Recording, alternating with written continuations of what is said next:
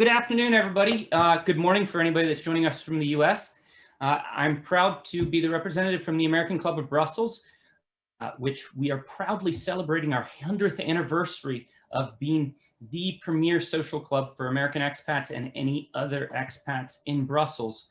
I'm excited today to welcome Shannon Mayer, our newest corporate member and a longtime member of the American Club from some of his background in Brussels. Without further ado, I would like to introduce Shannon Mayer to start this conversation. Tell me a little bit about Hi, Brian, and everyone else. Good to meet you. Give us a little bit of a background on you. What's your Brussels connection? Okay, so I spent over 20 years working with Deloitte & Touche, one of the big four accounting firms. And I was fortunate that 4 years of that, I guess it was 2008 through 2011, I lived in Brussels and worked in Deloitte's office out in Diegem at the time, and now they're located in Zaventem. So was very fortunate to live and work there for several years.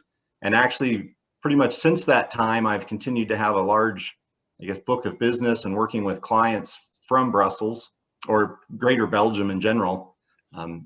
And one of the other great things about that is even after I relocated back to the US, then it gave me a basically company paid expenses and trips back to Belgium to see colleagues and visit clients there. Maybe even have a good Belgian beer and a good Belgian waffle at different times. That was usually factored in there too. Brilliant. So your firm is back in the US, but it concentrates on American expats. Yes. Yep. So kind of two pieces of my book of business. I work with, foreign nationals that have moved and are living in the US. And then I also work with US citizens living abroad, kind of all over the world, but pretty heavily in Europe and especially Belgium because of the knowledge of the tax systems I have there. About a year ago, so I spent most of my career with Deloitte, but about a year ago, kind of after living in kind of all different places, my wife and I decided it was time to get a little bit closer back to home. So we moved back to our home state of Nebraska, and I joined a couple of longtime friends to run our own CPA firm. So kind of out on my own now and enjoying working with expats around the globe. Brilliant. And we'll make sure to send all the links and all the information in the follow-up email from this. We're going to get a little bit more personal, and then we'll get into the professional side. You spent some time in Belgium, and the American Club of Brussels this year is taking on the initiative of rediscovering Brussels. So Shannon, what are some of your favorite things in Brussels, apart from the beer? We've already covered that. I would say one of my addictions, and this was for my whole family. So my wife and my eldest daughter was born there. We became addicted to the Liège waffles. And as I'm sure many of you know that Belgium doesn't have all of the little ice cream shops or some of the things that the US has. It's waffle stands everywhere. So in order to still get our fix of that, when we moved back to Nebraska, my wife has started kind of a patisserie, because that was the other thing we became infatuated with was the Belgian patisseries. And one of her products that she makes is Belgian Liège waffles. So I was able to track down a waffle maker on eBay, kind of the authentic top of the line Belgian one. And she buys imported Belgian pearl sugar in 50-pound bags. It's not easy to get, is it, in the States? I tried to buy some, and it was not easy to find. Yeah, we found a distributor that has some, and it literally comes in giant 50-pound bags. But yeah, and she makes authentic Liège waffles and sells them at the markets in our town. Oh, that's brilliant. For those of you that are not as passionate about Belgian waffles as Shannon and I are, if you ever go to a waffle stand and you don't see that glazing on the outside, it's because they don't have the proper pearl sugar. They're just using regular types of sugar. And that's the part that makes them delicious and different and the distinctive Liège style. So that's impressive. Yep. That's giving me reason to come over and visit you over in Nebraska to test these things out. Yeah. The other thing that I came to love was speculoos, like the Biscoff cookies. So my wife actually makes she does homemade granola as well, and one of her flavors is a speculoos granola that she makes using the ground up Biscoff cookies. Oh, delicious. Okay, I'm gonna need my afternoon coffee and and sweets now. Well, naturally, we're here. It's just about to be tax season. So why don't we dig in a little bit about the tax season and what are the main things that American expats should be thinking about in 2020 and 2021, especially in Belgium? Okay. Well, the 20 tax laws, for your 20 tax return, a lot of it's going to be pretty similar as 2019. There wasn't any kind of sweeping reform like there was a few years ago. But one new piece that people are going to want to definitely keep an eye on is the COVID stimulus payments that were sent out. So if anybody received, a direct deposit or checks earlier in the year, there was one that was kind of issued in the May or summer timeframe, and then the second payments that came out in December. Those were really an advance payment of payment based upon 2020 income. So if you already got your full payment amount, you should be in good shape. But if you didn't receive the payments, you can still claim those through your 2020 tax return. It's called a rebate recovery credit. So if you haven't already gotten the money, you can certainly get those still. One thing to note though, is I've seen some clients, I'm sure you're all aware of how international postage works, and it's not super fast from the US. So if you had a check sent, before you just go and by default start claiming the credits on your return, the IRS has a website where you can kind of log in to check the status if they had sent a payment to you.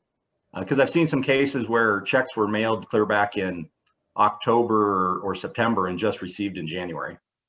So there's a good possibility that the payment mailed in December or early January just hasn't even made it to you yet.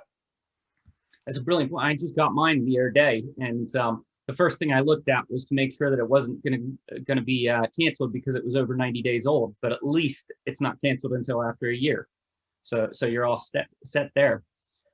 For any of you that don't know where to deposit those, through our partnership with American Citizens Abroad, you can actually get an account over at the State Department Federal Credit Union if you're struggling at getting an American bank account to deposit that with, because naturally depositing that in your Belgian bank account might be either expensive or difficult next to impossible. Yeah. Any other things that we should be paying attention to this year? I think looking for the future is probably going to be a big one, and kind of doing some planning around what might be happening. Anytime we've got a presidential change and a Congress change, tax reform is certainly always one of the topics. So although everything may be kind of set for 2020, you want to do some planning around what may happen in the future.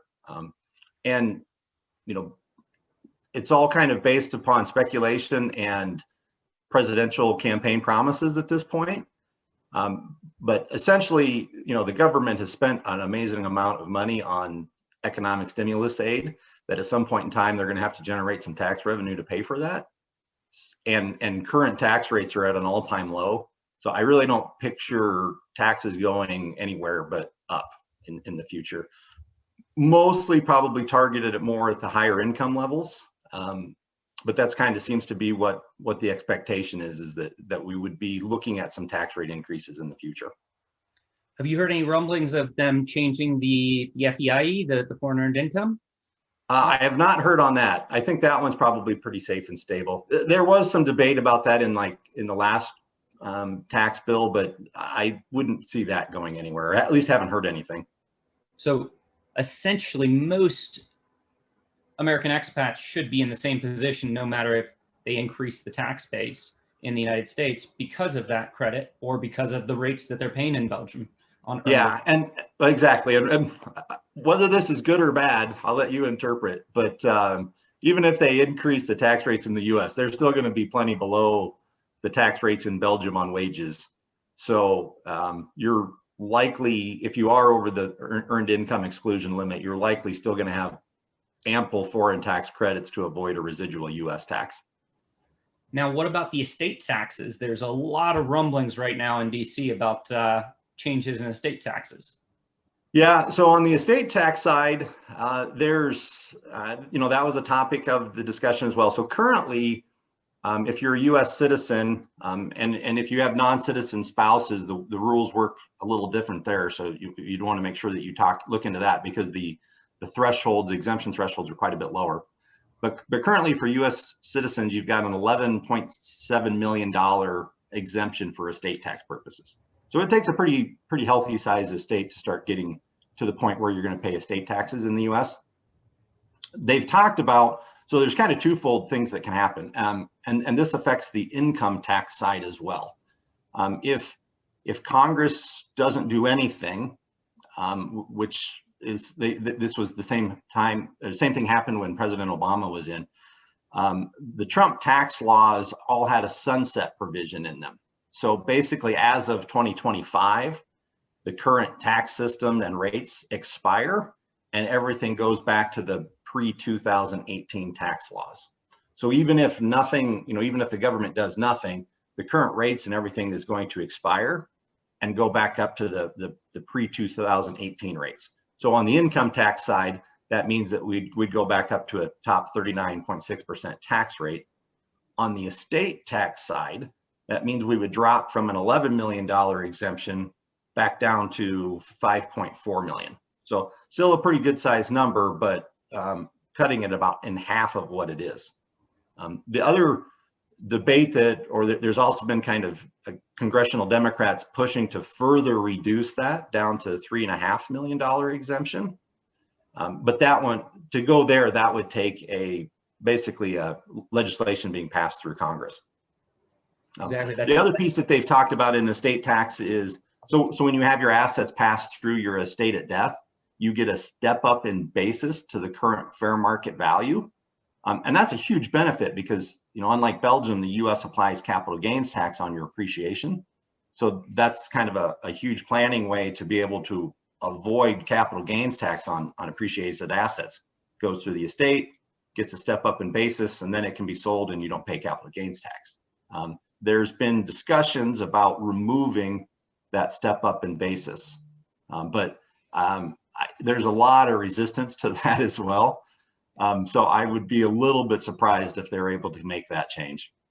That's something that affects everybody, because it doesn't matter what your income level or your asset level is you get that step up in basis. So the things that continually, that the Democrats try to get pushed through is stuff that impacts the higher income. If it affects everybody, they shy away from it more. There's a lot of exemptions in there, especially for farms and small businesses, et cetera, which seem to mimic more of the German rules to estate planning, where as long as it stays in the family, you get the reduced rate, but the minute you sell it, it would come back into the estate. So it seems like they're finally thinking it through versus the last 20 years of just saying increase it, no matter what market it should be. But with those strategies, do you find families gifting more right now to go ahead and usurp some of these rules that might change in the next couple of years? I haven't seen that happen yet. I've had discussions with my clients about it, and I think we're all, for the next few years, everything is still good. I think you're going to see a lot of action kind of right before the law sunsets. If we don't see it being extended, or if they talk, the estate tax, even if they do get it passed, that's generally not something that's done retroactively. It's on a prospective basis, which gives some people time to plan. But yeah, for people that are over a $5 million estate, if it drops to that, you're probably going to see basically that last year some huge gifts to eat up that $11 million estate or exemption. And just to remind everyone, in Belgium, we don't have a gift tax, whereas in America, if we gift, it just reduces over $15,000. It just reduces the amount that we give away in estate tax. So with Belgium, as long as you survive those 3 years, you don't pay anything, or you go down to the notaire and you pay a 3% tax, and you're able to gift that away to reduce your estate tax. So it's worth having those considerations in the next couple of years, and potentially talking to Shannon about those different opportunities that you might have. Yeah, one big difference with the gift taxing versus estate taxing, if you make a gift while living, there's no step up in basis there. Mm-hmm. It's a carryover basis in the asset. So if you're going to be doing, if you're thinking about doing gifting and versus assets passing through the estate, it's pretty important to think about the specific assets that you want to give. You know, cash or assets that you don't really have any appreciation in. Those are the ones that you want to make a gift on because you're not concerned about the basis. If you've got highly appreciated assets, you know, maybe a house or something like that, those tend to be the ones that you might want to hold to pass through your estate so that you can get that basis step up. Yeah, after 2020, you shouldn't really have too many assets that haven't appreciated much. It was definitely an interesting year, and otherwise you should be reviewing your portfolio for sure. Speaking of new taxes, we had a new wealth tax that was introduced in Belgium. Do you want to talk about that just a little bit? Okay, yeah, and I know when Brian brought this up, I connected with one of my, I guess, former Deloitte colleagues in Belgium as well to make sure that I was on pace with everything, because I know it's been a little bit back and forth. So there was a 0.15% tax on kind of securities accounts over 500,000 euro that was passed or enacted in 2018. That actually got annulled by the Belgian court in I think it was October of 2019. So for 2020, I don't believe there should be a wealth tax in place. There is, though, currently legislation going through again about re-implementing it. They call it a solidarity tax, but it would be a 0.15% tax on like securities or assets over €1 million. So they upped the limit a little bit, but it's kind of going through the approval process. The effective date or when that would actually come into play, I don't know yet, but it is coming. I think it's already gone into place for December 31st. So did it? Yeah, it's any accounts that have started as of December 31st now are subject to it. Okay.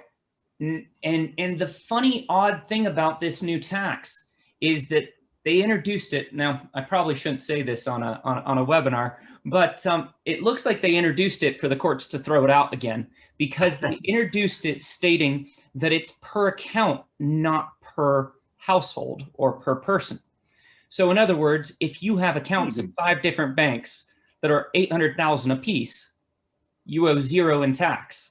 But if you have all of that 4 million in one institution, you have to pay the entire tax. So it's designed either horribly or purposefully to be thrown out. I'm not going to make any accusations towards politicians on this segment. But one thing to specifically know or to call out for Americans is wealth taxes are generally not a creditable tax for U.S. purposes because foreign tax credits have to be based upon the income, and a wealth tax is based on the assets, not income. So whereas you're claiming a foreign tax credit for all your Belgian taxes paid, this particular tax that if you're subject to that, it generally is going to be an itemized deduction, not a foreign tax credit. That's a really good point, because yeah, it's where can you offset these types of things on that side. Many of our clients have literally just split some of their accounts to make sure that we reduce some of the different aspects of taxes.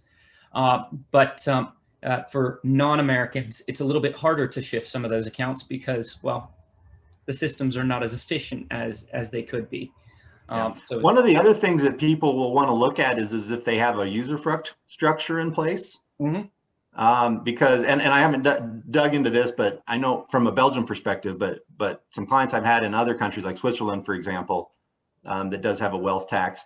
There can be some discrepancies, like when you have a usufruct where one person has kind of a remainder rights in the asset versus another person has the income rights.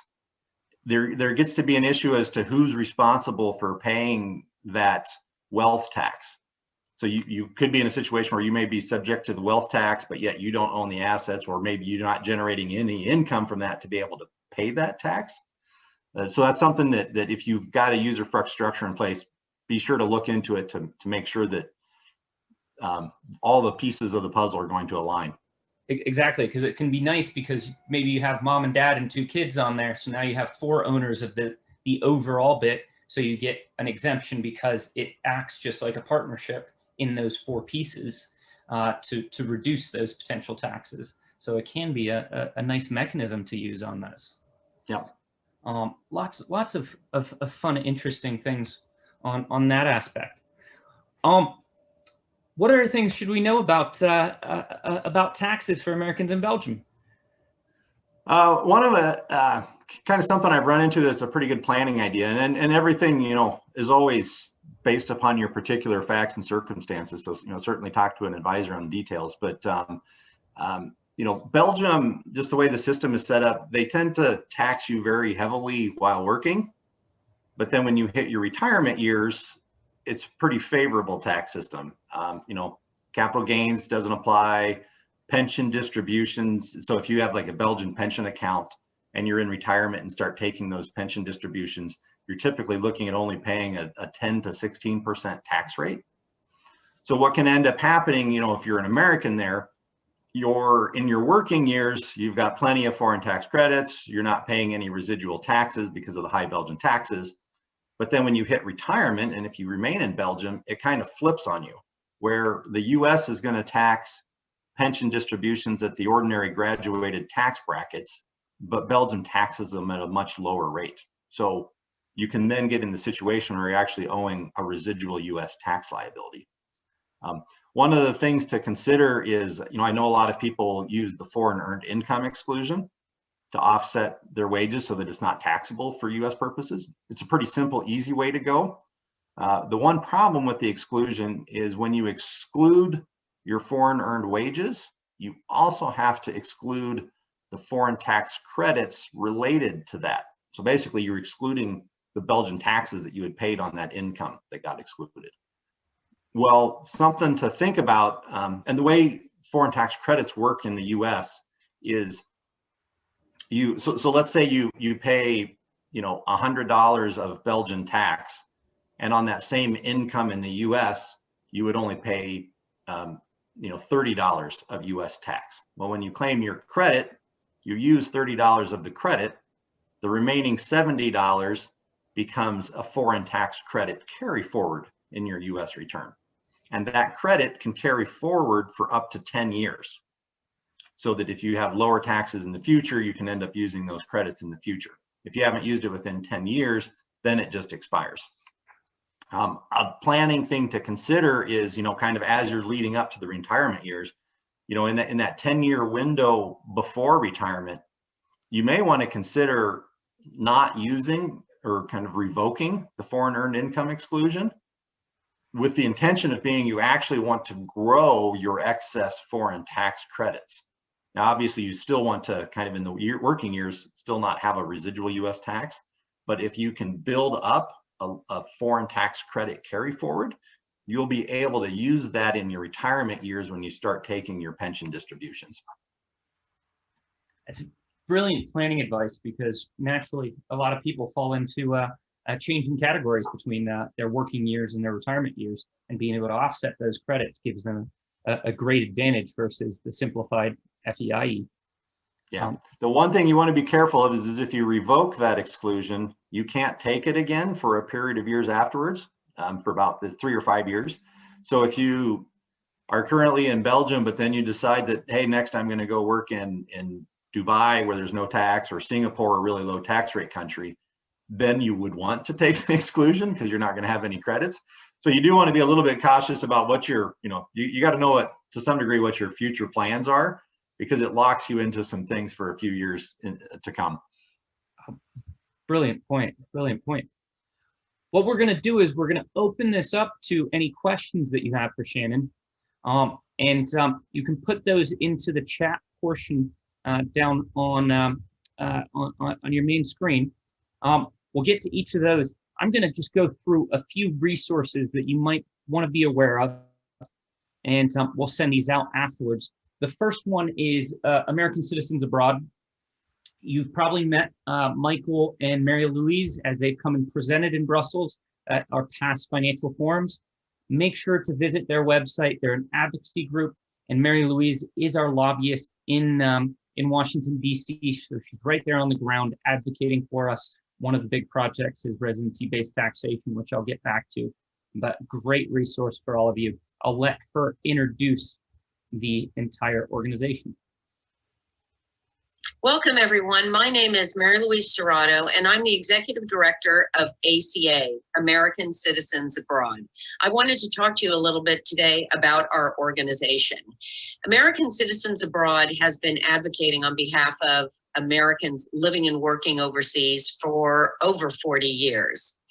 We are nonpartisan, and we are a qualified 501c4 nonprofit organization based here in Washington, D.C. As part of our structure, we also have a educational and research branch of ACA called American Citizens Abroad Global Foundation, or ACA-GF, which is a 501c3. So a couple of things you should know about the organization. Being nonpartisan is very helpful to our advocacy work, because when we go up on the Hill and advocate for the issues facing Americans overseas, we have no political interest. And having two qualified nonprofits is very important, because the offices we're meeting with, the stakeholders that we're partnering with, they understand who we are, they understand our structure, and that is really important for credibility in advocacy work. So what are our issues? ACA has for over 40 years advocated on a wide range of issues affecting Americans overseas. Everything from citizenship, voting, taxation and compliance, and access to government services or programs such as Social Security, Medicare, even dealings with the U.S. State Department.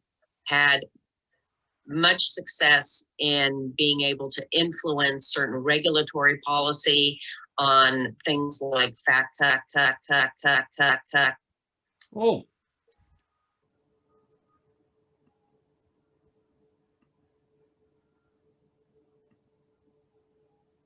Sorry about that. It seems like we had some technical difficulties right there.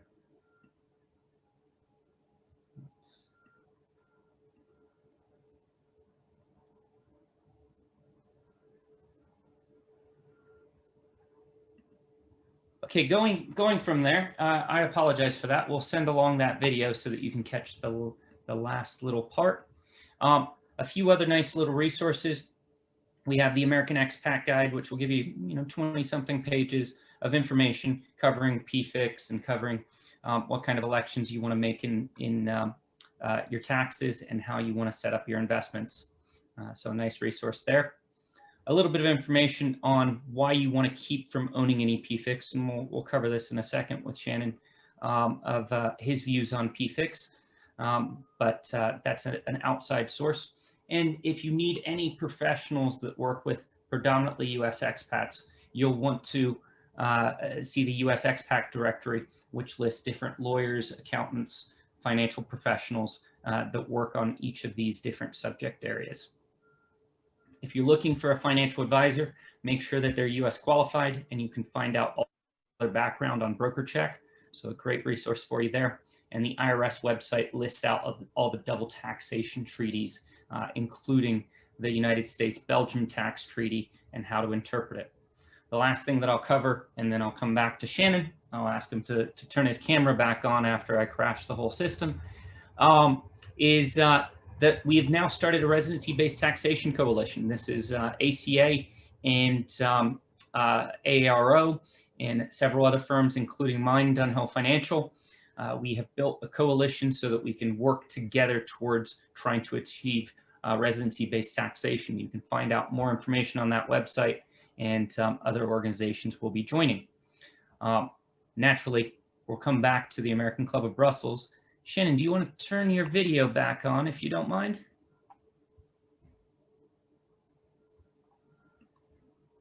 I think you might have to do it, Brian.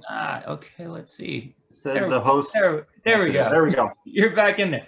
I've never crashed Zoom before, but now I've done just about everything. Well, always entertaining. Perfect. So you ready for some questions, some unedited questions? We'll yeah, I see we've got a few in the queue, so fire away. Exactly. We've got Eric Martin. He's asking, what about the individual exemption of $12,400? Do you think that will be reduced by Biden?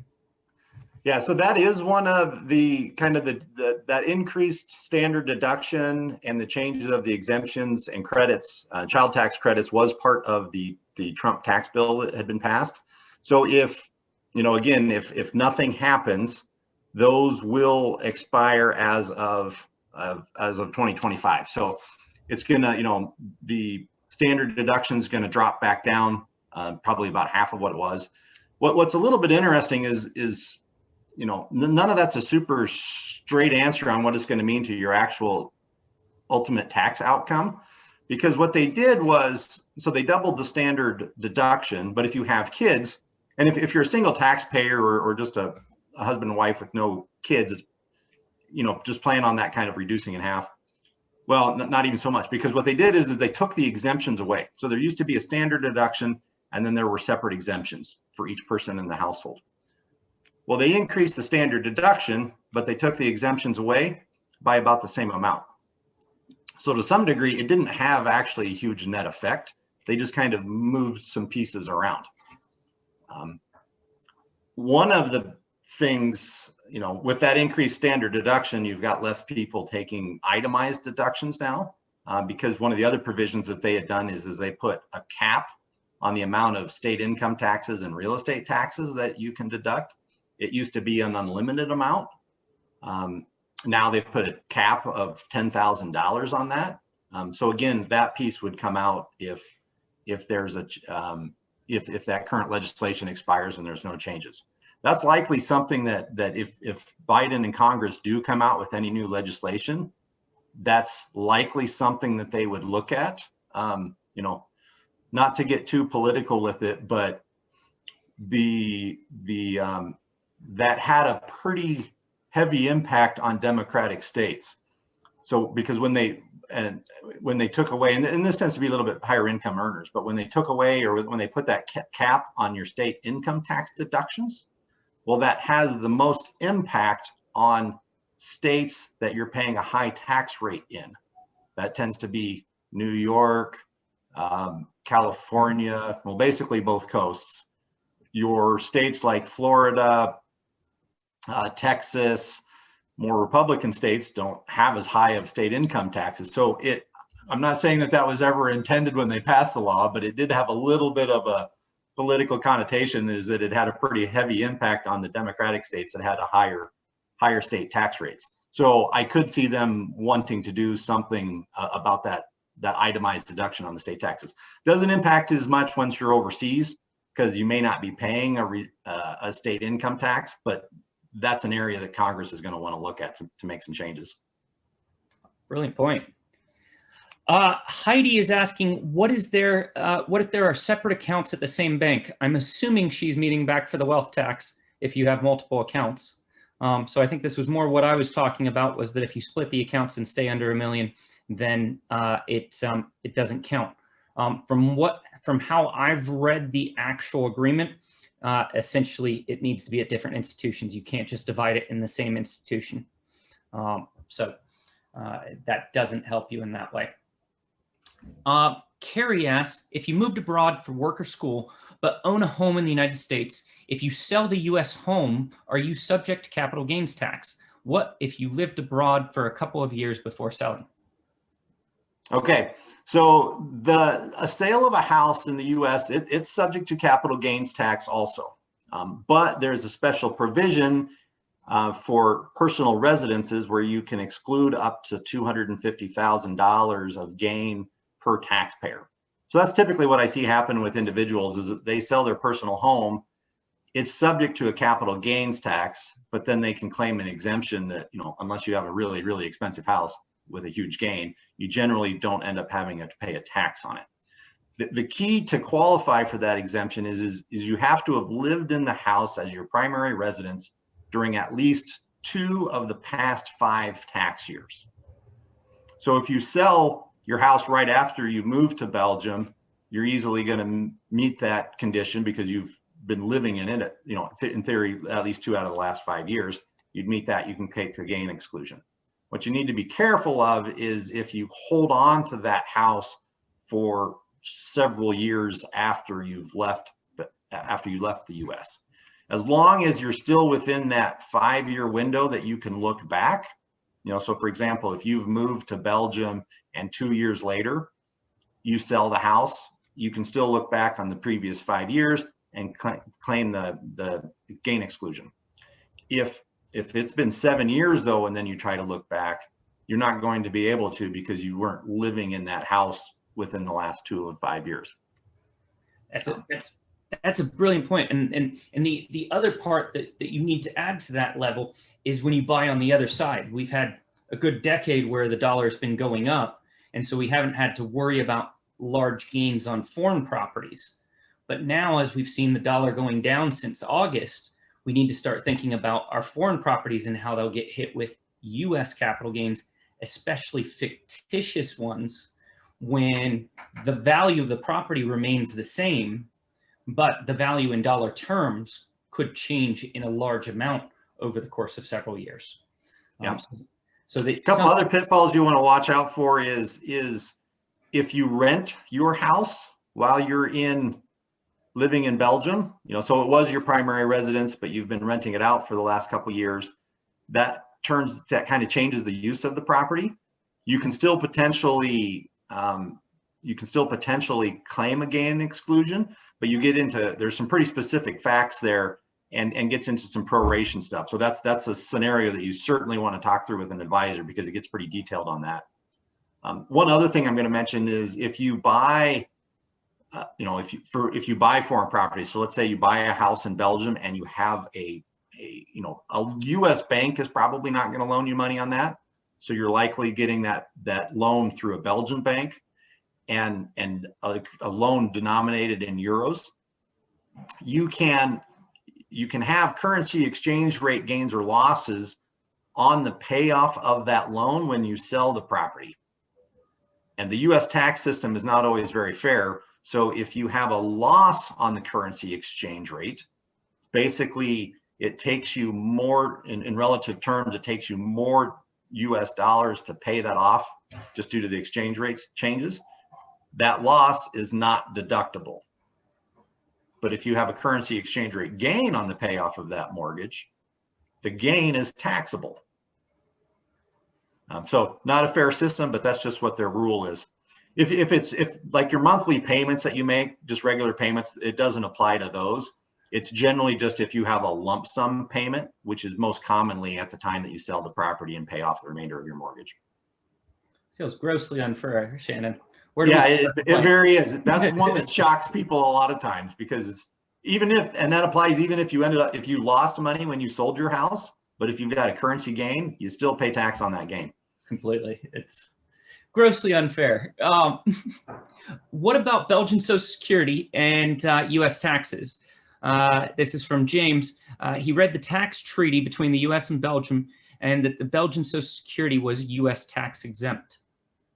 Yeah, so when you're talking treaties between countries, there's generally 3 different types of treaties. There's an income tax treaty that just covers income taxes. There is a Social Security agreement, which is commonly, or kind of the name of them is they're called a totalization agreement. That covers your social taxes. And then there's separate treaties that cover estate and inheritance taxes. So the US and Belgium do have both income tax treaties and a totalization agreement covering Social Security. The US does not have an estate tax treaty with Belgium. So that's a tough one, because you could potentially be subject to double estate taxation. On the Social Security agreement, the way that works is basically it prevents you from paying Social Security taxes in both jurisdictions. So if you're kind of have gone over to Belgium on an assignment and you are remained on a US employment contract, and your employer obtained what they call a certificate of coverage for you, effectively what that does is that keeps you on US Social Security system, and you're exempt from the Belgian system. And that can be automatic up to 5 years. You can possibly get a 2-year extension. If you've got one of those, that's probably something that you've talked through with your employer, because your employer would have been applying for it. If you're on a local Belgian employment contract, then you're going to be subject to Belgian Social Security. and exempt from US Social Security. And it works the same even if you're a self-employed individual. So if you're self-employed, normally you'd be subject to US self-employment taxes. That's basically Social Security for a self-employed individual. But if you're subject to social taxes in Belgium, then you're exempt from US self-employment tax. It's almost like you saw the next question, because Heidi's asking, what are the implications of owning one's own business in Belgium?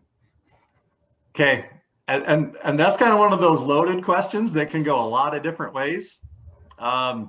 You know, my first comment is to certainly talk to a Belgian specialist about kind of the Belgian tax rules.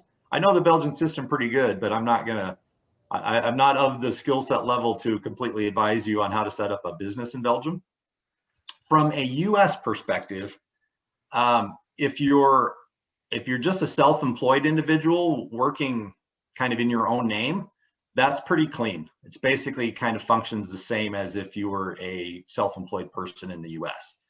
You've got to, you know, the US applies worldwide taxation. So all of that self-employment earnings is going to be taxable in the US and calculated under US laws. So if you have assets that you're taking depreciation on, you calculate that depreciation under US laws. But at the end of the day, you report the income, you take a credit for the taxes paid to Belgium. If that's higher, in theory, you pay no residual US tax. And if you were subject to Belgium's self-employment or Social Security taxes, US self-employment tax doesn't apply.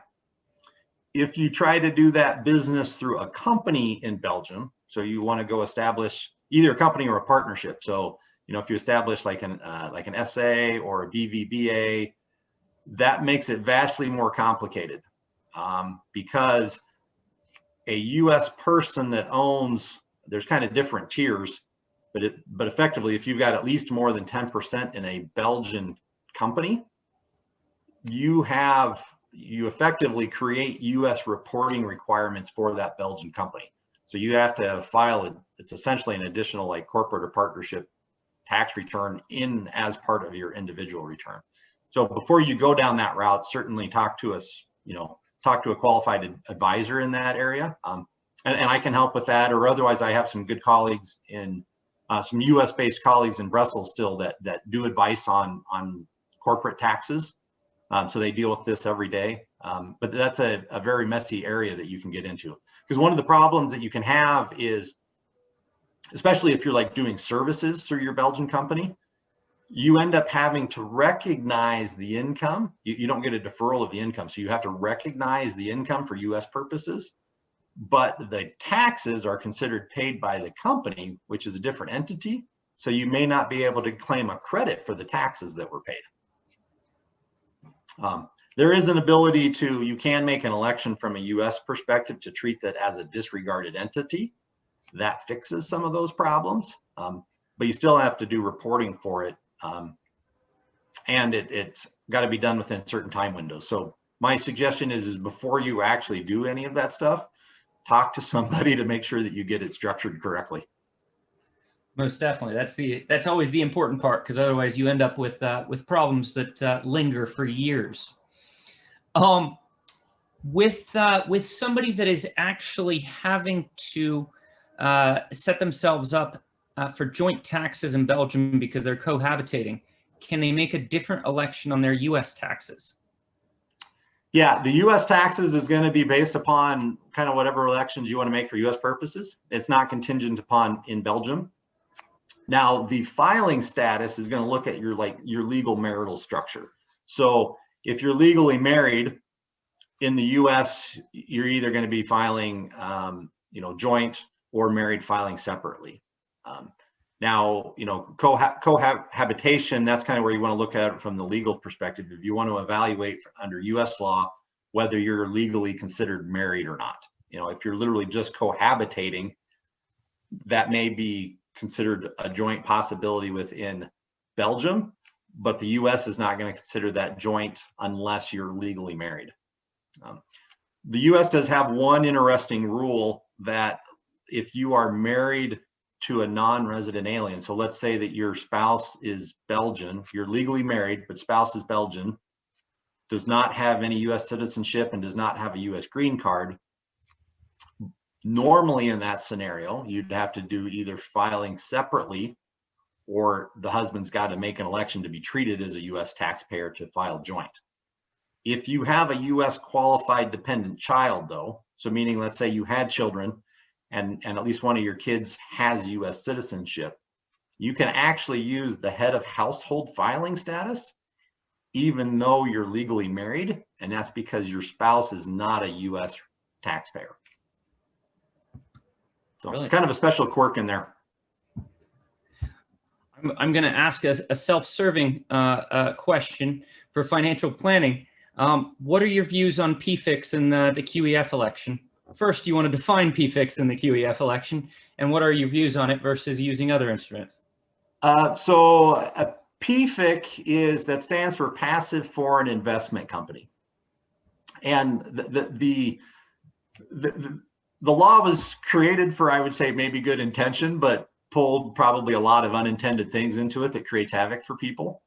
The concept is that the government didn't want people to establish a company sitting outside the US in a tax-free jurisdiction and put all of their investment assets in that company and then do their investing from that foreign company in order to be able to avoid US taxation. So that's kind of the basic concept of why they did this. The way the laws are written is you meet the conditions to be a PFIC if that's a foreign company and at least more than 75% of its assets are investments in other companies. So if you're just doing you've established a business in Belgium and you're doing an operating, making widgets out of that company, generally you're not going to have any problems with the PFICs. Where people run into them is in the mutual fund context. Because if you buy like a Belgian CCAV or a mutual fund on the Belgian market, that is in effect a company that has investments in a bunch of other companies, strictly for investment purposes, but it meets the definition of PFIC. So it gets subjected to this different tax regime system. And effectively, in a short answer, it's a very unfavorable system. You do get a deferral of the taxation, but anytime you take a distribution from that account, you pay tax at the top ordinary rate, and it doesn't even matter what bracket you happen to fall in. You're just going to be paying tax at the top bracket, and you pay a 7% interest charge over the entire life that you've held that PFIC. So effectively, they get to be very, very expensive. There's some ways that's the default tax treatment with them. There's some ways to avoid that. One of them being the QEF election, qualified electing fund. Another one that I commonly see is the mark-to-market election. Qualified electing fund is basically, or QEF, that's basically where you make an election to treat it as an ordinary US investment account. So you recognize the annual earnings, dividends, capital gains if there's sales of it, interest, and you just pay regular US taxes on those as if that was like a US based investment. The problem with the QEF election is if you can get the information to be able to do the election.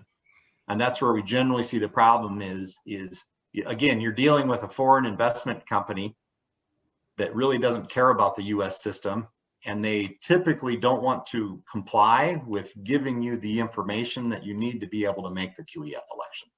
So that's kind of the practical issue. In theory, it's great, but the practical issue I see typically come up is you just can't get the information to be able to make the election you need to.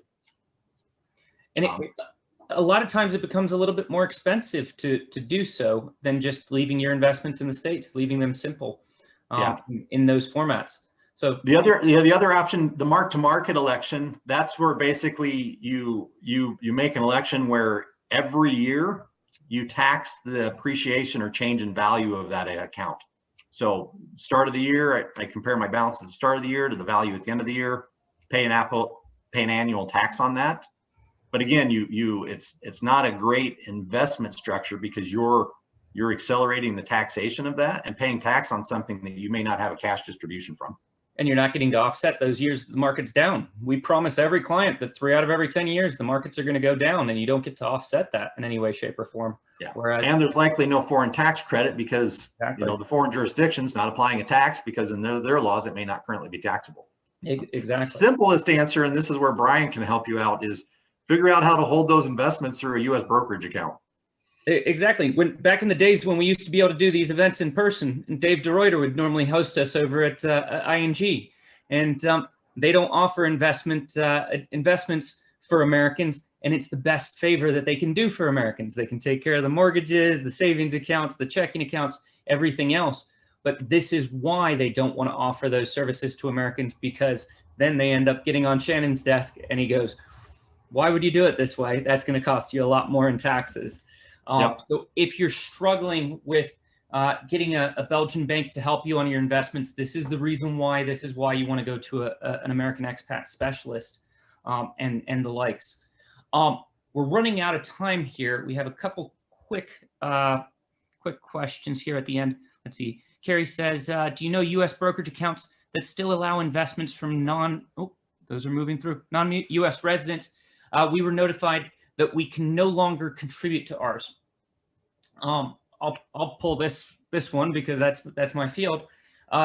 There's several firms that still allow us to use Belgium. We use Trade PMR for a lot of our clients. Interactive Brokers is another good one, and Premium is one of the international ones that we utilize. Other institutions will use some other firms. A lot of the companies in the US don't want to share their licensing between the US and Europe. And that is why they're asking to close those accounts down, because they shouldn't be soliciting across borders. We happen to be registered both in Europe and the United States. So that is why we're able to do those and use those through those brokerage channels. So the best means is to find those lists. Trade PMR, Interactive Brokers, and Premium are the three that we utilize.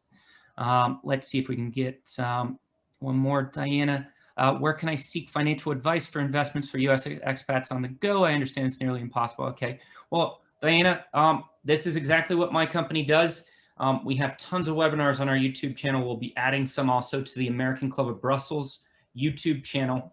And you'll be able to see our entire process and the 7 questions that you want to ask every single American expat financial advisor. So you can go to Dunhill Financial on YouTube and you can find those. And otherwise, we'll be sending up a follow-up email after this, which will include Shannon's information, my information, the link to this YouTube.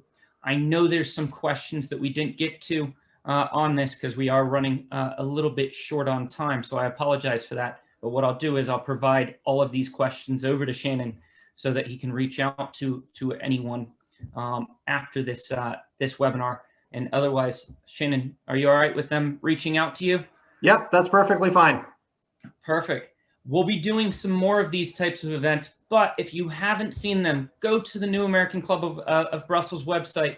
The board of directors, which several of them are on this call, have been doing an amazing job of revamping the newsletter, revamping the website, so it's worth seeing. There's some interesting events coming up. One is mushroom hunting, scrumptious fungus, aka mushroom hunting, on February 22nd, and a couple of visits to the Library of the Duke of Burgundy on March 27th.